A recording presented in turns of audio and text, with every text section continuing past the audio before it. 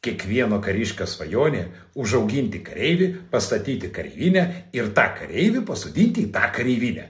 Niekas nepasislėps nuo karo tarnybos esamoje politinėje situacijoje, geopolitinėje situacijoje. Kaip sako viceministras Tomkus, studijos ar darbas užsienyje tai nėra sąlyga, kad tu negalėtum atlikti tėvynei pareigos.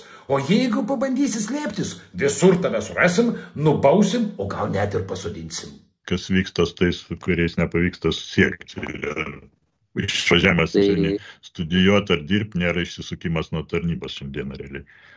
Tiems, kurie bando, su kuriais nepavyksta susisiekti, kurie vengia tarnybos, žodžiu, tiems taikomos administracinės nuobaudos ir su galima rizika, žodžiu, ir tam tikrą baudžiamąjį kodekso straipsnį, žodžiu, būti pritaikytas, tai yra tokių atvejų.